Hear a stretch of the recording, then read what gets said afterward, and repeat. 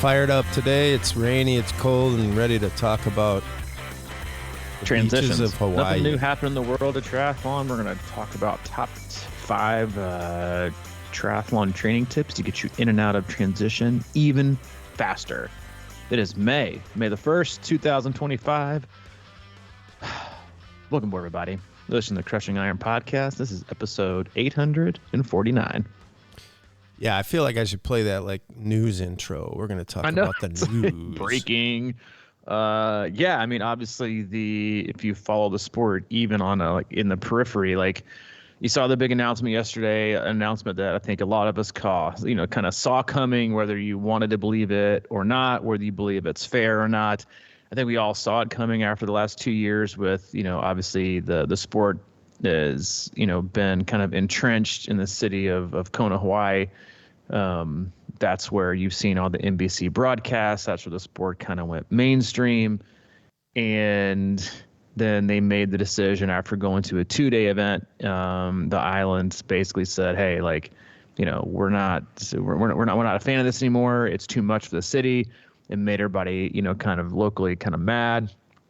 We're not doing this. And Ironman said, all right, well, we're going to go somewhere else. We're going to go play in a different sandbox. And, we want to, and this is also falls in line with the Women in Tri initiative that for the last 2 or 3 years, I've said is a complete and utter failure.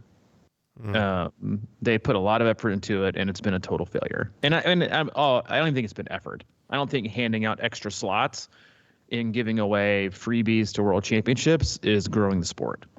I think it's more sauce than anything, and with sauce with no substance. And it's proven to be true.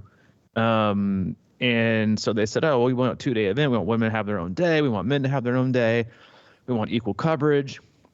We'll move out. We'll just alternate years, men in Kona, then women in Kona. And then the other years we got Nice. We have Nice that was brought on board, which is by all accounts, an incredible, and I think a much more fair course, a different course. You and I have a podcast about how we do think that the Ironman World Championships should rotate around the globe in different locations, because, the conditions in Kona are very specific and you're either going to do really well in it or you're not.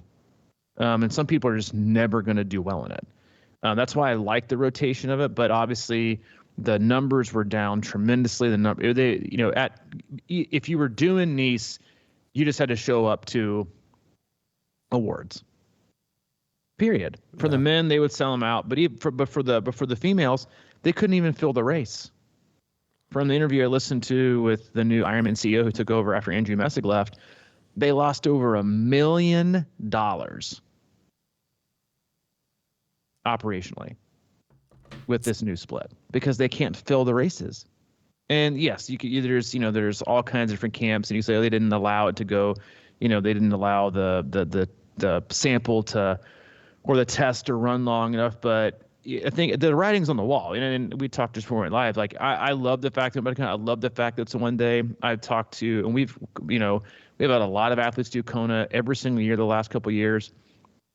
And everyone that I've talked to is like, hey, it was kind of fun, but it's more fun doing it together. And obviously Ironman polled the athletes that did Kona. They polled the females. They polled the males, and the majority of them said we wanted to go back to a 1 day. And yes, we all understand and we all realize that means there's going to be less people there. That also means qualification is going to get harder.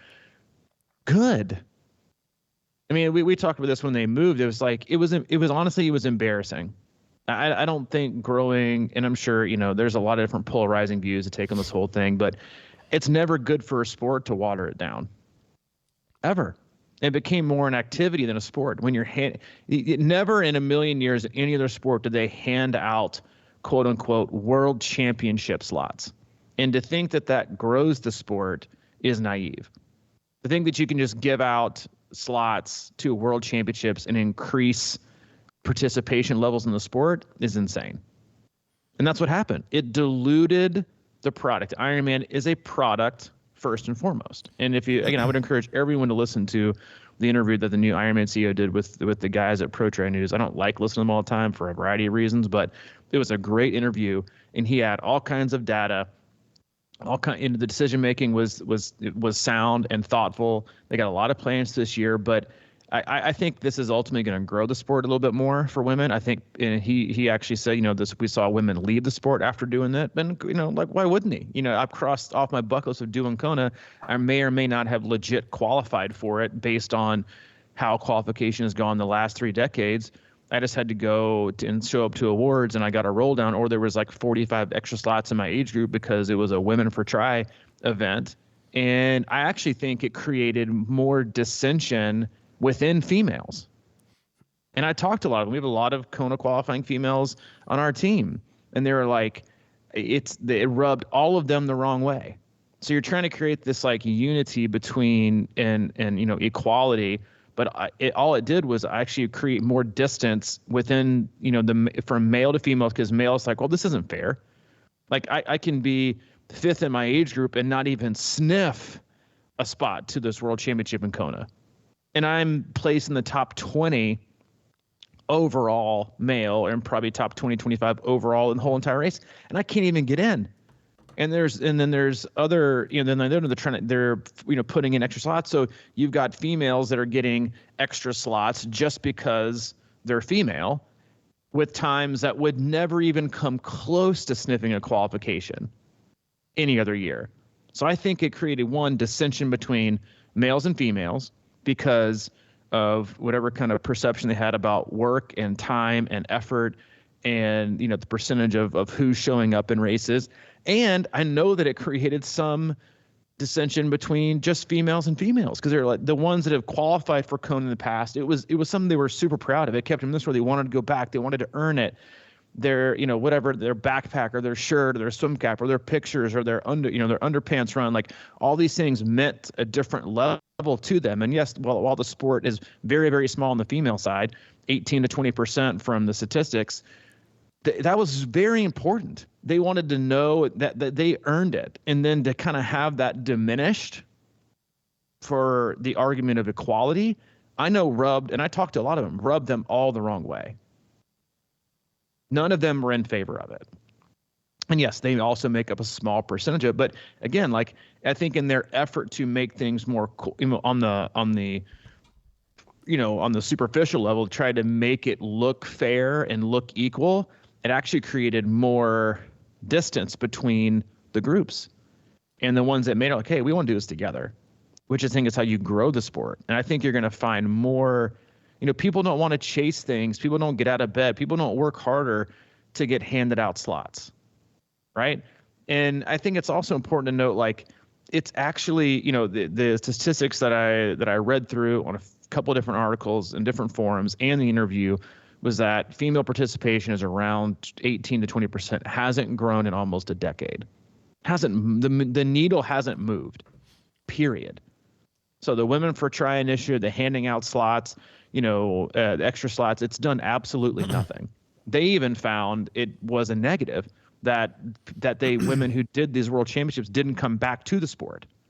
Whether it was a huge, and yes, there's plenty of reasons why, that 25 to 40-year-old females, right? Those are high career years, right? I think women are focusing more on the profession than ever before, and it's their main child rearing years. Those are just facts. Right. And yes, a lot of the weight or the daily responsibilities does fall on females in a lot of families. Not all. That's also a shift, right? As women shift more towards putting their professions more on the table and more in like the, in terms of the hierarchy, some of that's shifted. I coach a lot of guys that have actually moved away from working, and now their wife works full time and they stay at home. So that's also been a shift. But I think they tried it. It didn't work out. The only negative I see from it, I mean, I'm glad it's going to be more competitive. It should be. It's a world championship. We've gone away from the mass starts, right? We got soft. We've gone away from, races that are really hard. We've gone away from a lot of the things that, if you look back at when the sport was growing, this is what it was like. The sport was growing with hard races. The sport was growing with mass starts. Look at the past decade. Now it's starting to grow again at mostly at the 70.3 level, just because it's a lot easier to do, and there's so many of them. And there's also been an influx post-COVID of people wanting to get out and do things more active, and overall health, I think, is more of a topic of conversation than it's been that I can remember. mental and emotional, spiritual health, even, if your physical health and longevity is kind of like a buzzword now. These things are important to people. So that's getting more people out. Obviously, Ironman's a different beast than a 70.3 Olympic sprint, 5K, 10K, marathon, well, everything. But people are wanting to be more active. Now, there's active and being healthy, and then there's training for an Ironman, right? And so, I think the decision is great. I think the announcement was great. They're going to have Nice 26, 28, 70.3 World Championships is a great location. I think it's a really exciting time for the sport. I think you're going to see more people get into it. I think people want that challenge. And if for a lot of us have been around for 2 decades, and yes, there's always going to be people who think, oh, this isn't fair. This isn't fair. It's always going to be not fair. The past couple of years hasn't been fair either. There's no such thing as fair. And I think sometimes when you put too much effort into making things fair, it becomes even more lopsided the other direction. And now you're raising the level of effort. And I love what someone said in the approach is like, I'm all for equal opportunity, not necessarily equal representation, because there's no such thing as equal representation. You show up to Texas as 70% males, 30% females. It's just not. If it gets to 50-50, it gets to 50-50. Whatever Ironman has done in the last 5 to 6 years, I'm going to try. It hasn't worked, right? And honestly, if we kind of peel back the layers on it, handing out extra slots to try to make you pay money to go overseas to race isn't really an actual, good faith effort into growing the sport. We grow the sport. The people grow the sport. Ironman is a business. It's a business first, then it's a distance. And then, and it's a brand. It's something people tattoo on their body. It's not, if you want to grow a sport, you do it, you grow it on a grassroots level. And that's how it grows. In the last 5 to 6 years, it's never been more watered down. Period. Like I said, race is easier, no mass starts. You're looking at, where can we find the flattest course and the easiest run and the downriver swim, and that's always going to sell out. And it became it's not even a bucket list. It was like, oh, I can just kind of go out next Saturday and do a 7.3 and pick this easy course. World Championships, why even try to qualify for it? Because if I qualify for it, I'm going to have to then set aside people to be like, hey, listen, I did legit qualify for it. Here are my times. I would have qualified in all the other years, instead of being like, yeah, I just was the only one to show up. And you and I both been to award ceremonies the last 2 years. Hey, anybody in here want to go to the World You in the back. Do you want to go to the World Championship? Oh, you work here? Oh, never mind. That's what it was. It was, do you want to go? Not, did you earn your way to get there? And yes, there's arguments you can make one way or the other till your face is blue about, how, the ranking or justifying the, how you qualify and how someone should go. And I'm like, you should be one of the fastest people in your age group, and you should work your absolute ass off to get there. And it hasn't been that way. I think it's great for the sport. I think it's great what they're doing. I know they're going to put a lot of effort into having, I think my prediction is they're going to have split channels. They're going to have 2 different, kind of like the college football championship did. They had the on-field view, then they had 5 different stations you can watch a college football, national championship game on. One's no commentating, just on the field.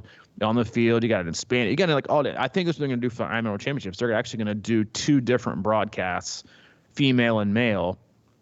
That way you can pick and choose what you want to watch. They're going to do split screens. I think it's great. Obviously, no decision you ever make is going to make everyone happy. But I think to me, it looks like this wasn't a knee-jerk reaction. And obviously, they delayed it a long period of time. The qualification for 70.3 World starts in July, and they just now announced it, right? So a lot of people have been like, hey, where's the World Championship next year? For the last 3 years, we've known exactly where we're going. And there's been a holdup, right, where there was contractual obligations with Kona, and actually they had a contract with Nice. They're trying to get out of that contract, with a World Championship there and cutting that short, but also giving them 70.3 World Championships. And just from a guy who's been around the sport for what is 2 decades now, and talking to a lot of different people yesterday on both sides, male, female, new, old. I mean, I would say 90% of them are they're like, yeah, I think this is good for the sport, and I think it's a good thing overall. It might make it harder for them to get there, but it's not about just them. It's about the sport in general and the sport as a whole. Well, there was a time, you said a lot there, by the way. I'm trying to pick up something, but I'm going to actually reverse it into something like to kind of simplify it a little bit, because there was a time when like all this stuff would have kind of got a rise out of me and all that kind of stuff.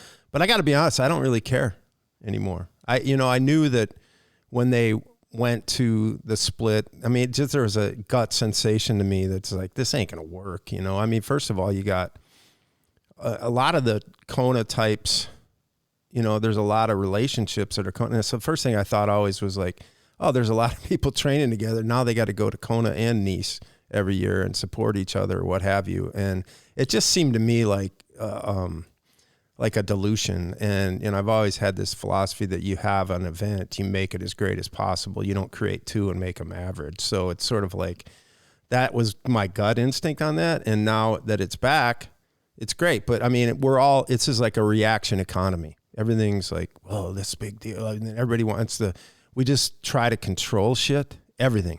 We're just like, I want to control that. So, but you never, like, so many people just don't control what they're doing, And I've had this, I think this is, if I'm right on the cusp of quote unquote the legacy slot.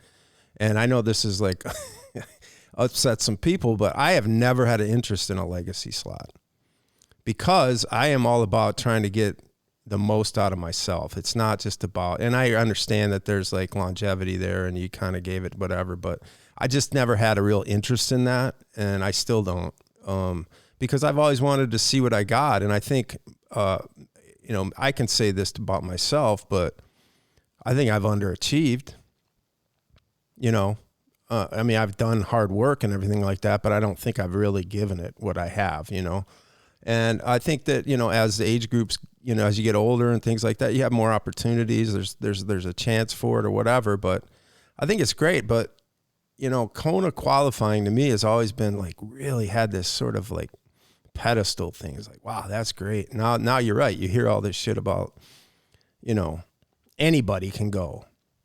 And immediately that just sort of like takes the sauce off of everything for me. I just look at it as like, so what? No, it's like everybody's going there.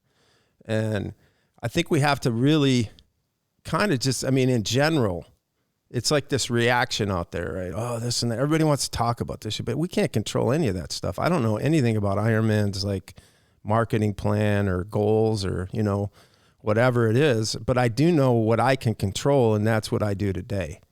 And that's where, that's sort of how I'm trying to really stay focused on that, because, I mean, I can want other people, it's sort of like, you want your buddy to, yeah, come on, man, let's do this. And they don't want to do it. Some people just don't want to do shit, right? Something about this sport will grow if enough, it's easy enough. I mean, everybody knows that I'm doing Ironman, all my friends and all that shit. And if something seems appealing, or they figure it out on their own that they need to change, or this is going to be something that's good for their life, they'll figure it out. I can't talk people, legitimately talk them into it. I think people are influenced by, outside activity to some degree, but they have to make that decision on their own. And so I know I've kind of shifted the ground here a little bit, but I just think that, man, I think it's probably the best thing. I've always liked the Kona setup, and it's sort of like,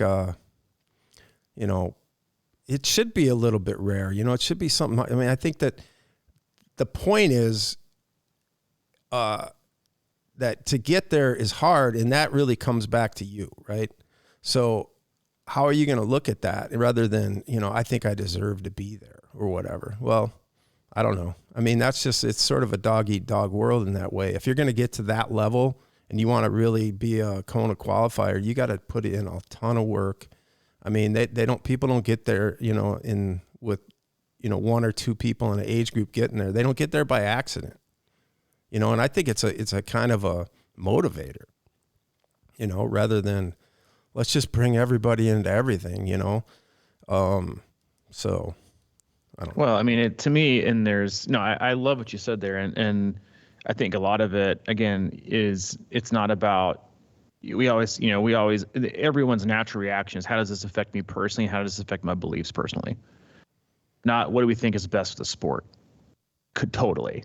And I'll go in a minute, but I think it's almost like saying like, hey, listen, I know you didn't really train the way you're supposed to train and work as hard as you wanted to work, and you chose to play, 3 or 4 sports instead of just one sport, but we're going to give you a college scholarship anyway. We got a couple open spots. Yeah, I know you didn't make the time to do it. I know you didn't have the time to do it, or you just frankly didn't want to do it. But here you go. Let's take a college scholarship. Can you imagine what the conversation would be if you ran it like, oh yeah, I just I entered this lottery, and then the NCAA sent me a little college scholarship. I didn't really do what I needed to do. And frankly, I just didn't make the time, or I didn't want to make the time, and I didn't have the time to reach a level, or even academically. Yeah, I mean, I studied, but I didn't. I was playing sports, dude. I was playing sports. I didn't have time. You know what? It's cool. How about we give you a 50% ride for the year? We got a few extra dollars to give away. You're going to have to pay some tuition, but we'd rather have you than not have you. So here's a little academic scholarship. Then you can tell people the rest of your life you're a college athlete, or you got an academic scholarship. Like, that's the kind of stuff I think we're talking about here, and we're just handing it out to hand things out. I do think, though, in a roundabout way, that this is good for the sport in general. And if it's good for the sport in general, and a lot of times I think that we get so caught up in these percentages and growing the sport from an equality standpoint in terms of straight up participation. I think the most we'll ever see female participation in triathlon and Ironman is around 30%. I mean, it's been 18 for the last 5 years. And I think we get so caught up on the percentage that we also fail to realize that if the sport grows, and right now on the 70.3 level, it's growing. If the sport grows, right, I think the decision to go back to Kona is going to be huge for the sport. Huge for the sport. I think it's going to create more opportunities with social media. And so there's going to be more interaction with people who aren't involved in the sport. I think going to Nice for the 70.3 in 26 and 28 is fantastic for the sport. Not on just a U.S. level, but also at international level. I think you'll see the 70.3 World Championships come back to the U.S. in 2027. Great for it here. So the sport's going to grow. And let's say it grows from again, we're just taking an easy number here. Let's say it grows from 5 million participants this year to, 7 million participants in 3 years. But the percentages are still only moved from 18% female participation to only up 21, 22. You might think, oh, well, that's nothing. The sport's still not doing the right things. It's still, look at the numbers. Do some math.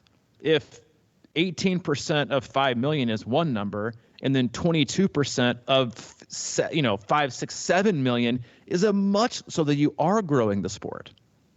You're getting more people into it. You just aren't ever going to have, I don't think. I mean, the history has shown that's kind of how it's always been. But you're still growing it, right? The percentages won't look like it, right? But if you look at the sheer numbers, then it is growing. There are more females in the sport.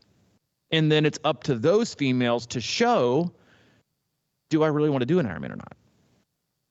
Do I have the time to do an Ironman or not? And if you don't, that's also okay. Just like it is for guys. It's okay to not want to do one. It's okay to not have the time to do one. Availability is the biggest thing, but like from a sheer number standpoint, like that is growth, right? That is a huge area of growth. So quick math, like let's say, again, I don't know, there's 5 million participants. Let's say 1 million people, let's say 2 million people did Ironman triathlon last year. And we'll say 0.18% of them were females. That's 360,000 females participated. Now let's say the sport grows and now it's 3 million. Okay. And then you raise it just to 22. Okay. So here's 0.22, 660,000. You almost doubled participation. Almost doubled from 370 to 660. But it only went up 5 percentage points, but the whole sport grew.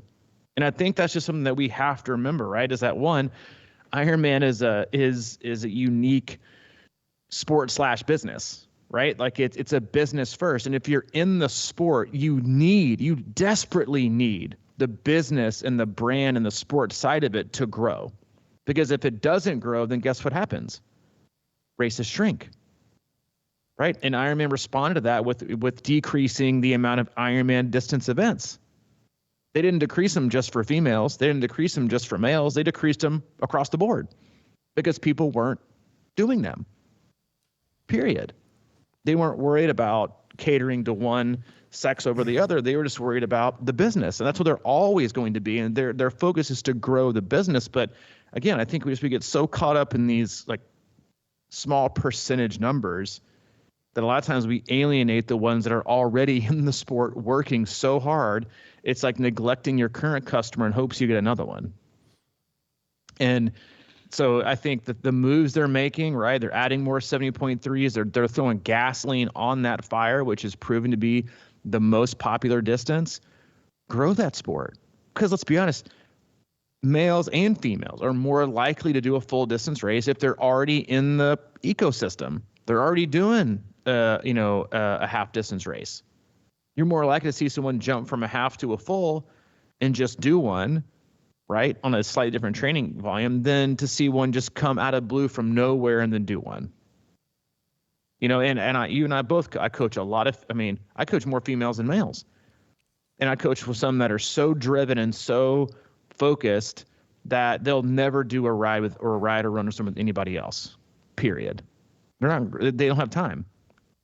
You got plenty of their stay-at-home moms who also don't have time because their kids they're so young, they're not in daycare, they're not in school, and they got other responsibilities around the house. Then you got both who are like managing, a career and 4 to 5 kids. It's unbelievable, right? And so, but they're playing this sport. They're willing to do the work, but it doesn't mean that growing it has to grow it in a specific way. And I think Ironman just kind of realized, hey, we thought this might work. It didn't.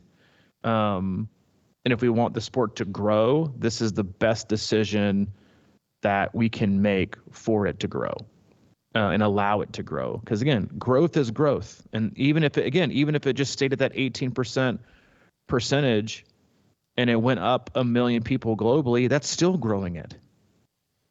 It's not changing the weight of percentage over percentage, but it's still increasing it. And we'll always be able to find a statistic we don't agree with. We'll always be able to find a statistic we don't, like, or we think that's unfair, right? Or that favors one over the other. But like you said, you ultimately can determine your own destiny, but sometimes it's also perfectly fine to just say, hey, you know what? Like, this is not I wish I could be my destiny, but it's not. I don't have the time because I don't have the time, or I just don't have the time because that's what my life looks like.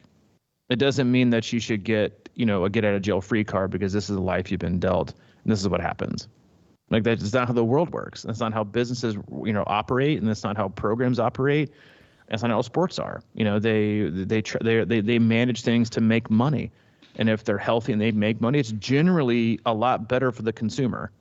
They're able to offer more things, they're able to do more things, and by all accounts, like they're making inroads. It'll never be perfect, but I think it does feel like they're at least trying to answer some of these questions and again grow the sport to where it's healthy. I mean, a lot of people thought post-COVID it would never recover, that triathlon would be gone in 2 to 3 years. It'd be impossible to find places to go, and mass participation events are never going to happen again. Yet here we are, growing a lot. It's like those days are gone. I think we become so prisoner of the moment with things and lose sight, of others. But overall, it should be positive for the sport. And you know what, and like I said, like the only thing that I don't like it, or I don't like about it, is that Ironman basically like went to Kona and was like, hey, listen, like we messed up. Please take us back. Please take us back. We have made Kona, the city, a location, which is an argument we made when they changed things up. It was like the, you know, we're basically just saying like, hey, like this city is also recognized for the sport in prestige. And if we don't have it, then we're losing some of that. And that's a problem. Because if political landscape shifts in the city, or, you know, something happens and they're like, hey, you know what? We don't want you more. But if you really, really, really want to come back, just add an extra comma to the check you write us. And we'll probably let you come back. And they'll be like, so in a lot of ways, I think Ironman's, like their move back is basically saying like, hey, like the people who've spoken were kind of held hostage. We tried to reshape and kind of go through like a rebranding exercise of the Ironman World Championships, and it just failed miserably. And basically everyone said like, like it or not, we got to come back to Kona. And now Kona kind of has Ironman, you know, by the balls. I'm like, hey, listen, we can't give you 2 days, we can give you 1 day. But but again, you talked about the rest of it being like on us. Being invited back to the island is also on us, because most people you talk to say that, and this is, you know, because the large percentage of the guys, that it's a total disrespect fest of how they treat the island, how they act like they own the place. They don't come in with respect. They do a lot of things that people frown upon. They have like an elitist attitude, and that's how you get kicked out of a city. They're like, you guys aren't worth the extra bump in revenue. Get out of here. And you heard him say in the interview, he's like, just please remember this. Like he said, like, we are guests. We are guests. We don't own the place. We are guests. And I think so. The individuals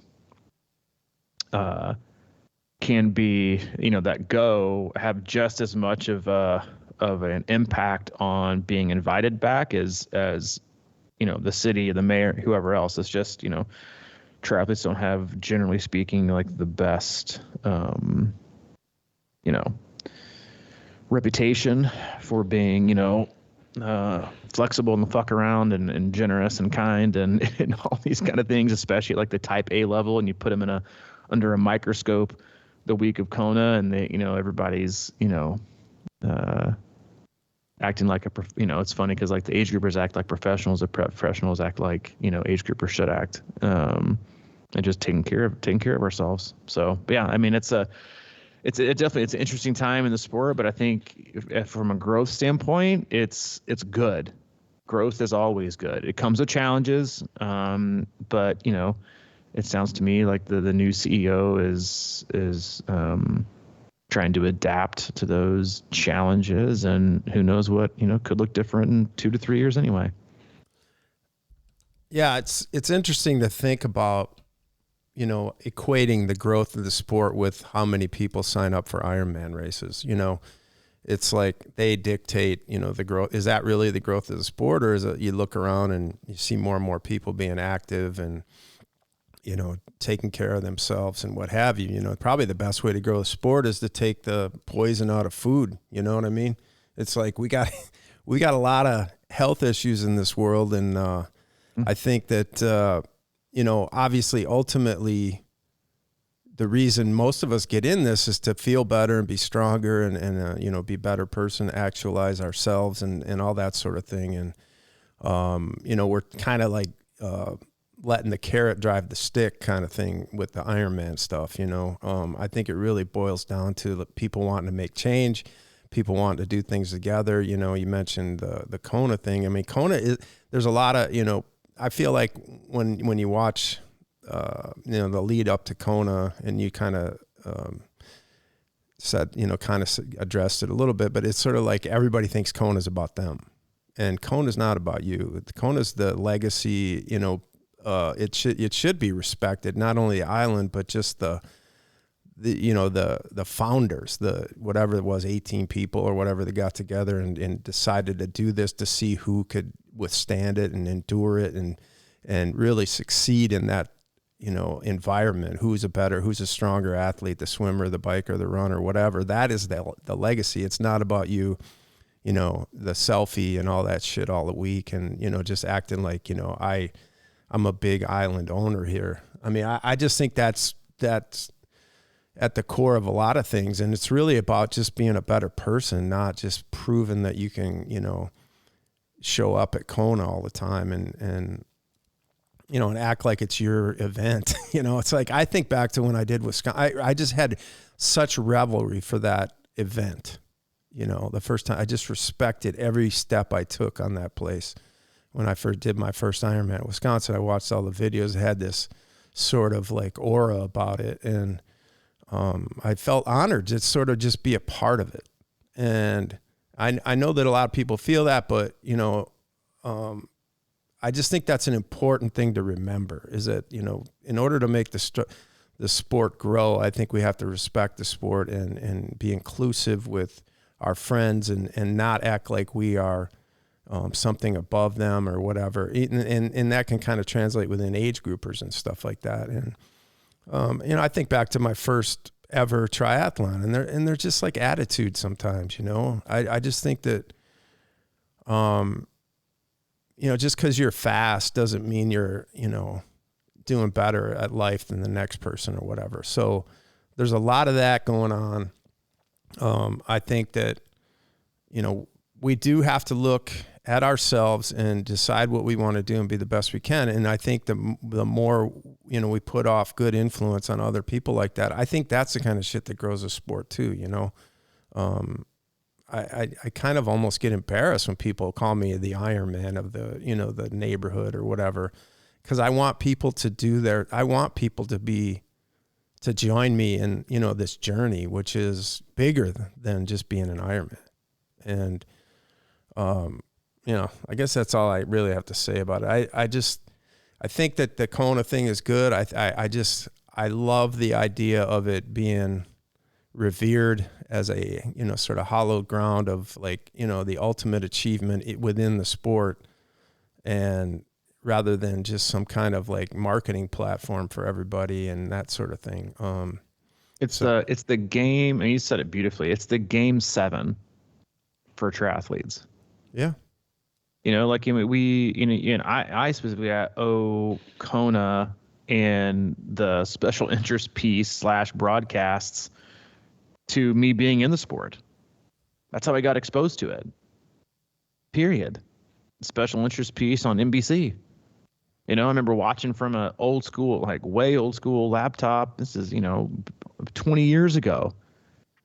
Watching some of the streamed coverage, and that's just what you picture. But it is our game 7. When you have kids in the backyard thinking about being something one day and being in a profession or being a professional athlete, it's never like, hey, we're up by 40 playing a shitty team. Here I go with the shot in the backyard. No, it's game 7 NBA finals. Me against, Larry Bird, 3, 2, he shoots, he's caught. And like Hayden does the same thing. He's like, going around so-and-so, game 7 of the Stanley Cup finals. It's never playing this shitty team, getting a freebie, and here I go win. Like that's what kids dream about. They dream of the ultimate accomplishment that they also know is revered and like is a really, really, really hard thing that they'll probably never be in. But it's super fun to think about, and it gets them out of bed, and it gets them excited, and it's super fun to think about, and it keeps them engaged.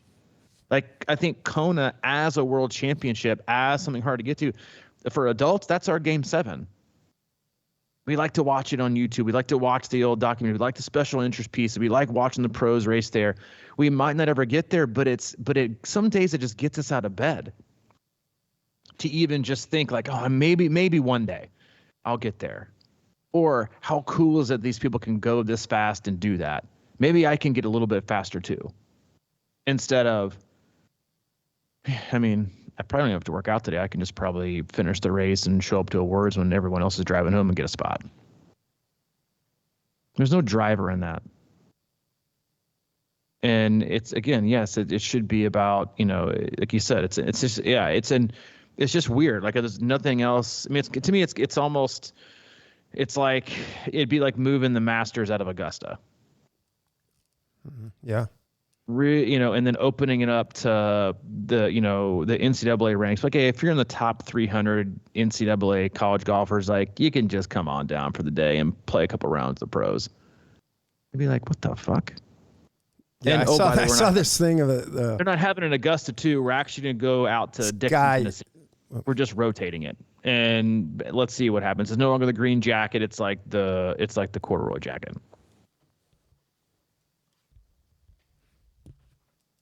Would be chaos. Yeah, I saw this guy. I don't know if it was real or not, but he won a free ticket to the Masters for the practice round, free practice round pass, and he showed up with his clubs because he thought he got to play. But yeah, man, it's like, yeah, it's weird, man. I just always have like this sort of romantic view of things like this. And, you have that image of that woman, I forgot her name, crawling across the finish line. And that's just something that it's sort of that mystery, the Kona mystery. And then, when you start, when everybody's involved, when everybody's like, there's no, like the mystery sort of like leaks away from it or something. And I just have always loved you mentioned the Game 7. I always think back to like those games in the Boston Garden when they used to turn the air conditioning off and in the visitors' locker room or whatever and get just like it was a different environment, and it just has such a mystique about it. And I think the more I think that's just generally a problem in general with the social media and just the exposure everything gets now. It's just so everything's so overexposed. You can have, video from inside the pros tent or whatever. And like, but back then you kind of used to use your imagination and just imagine like the perfect thing for you. And now the more inside info you get, the less it seems, it's like Dave Scott, Mark Allen, those guys are just kind of like this sort of mystery, it's like, how in the hell did they do that back then? And of course they are, still involved on some level, but, it's like, Christian Blumenfeld, I peaked at his time from Texas. I didn't really watch, but, I was just like blown away. Right. and inspired. But to be honest with you, after I looked at the leader thing and I looked at his splits, I haven't thought about him since.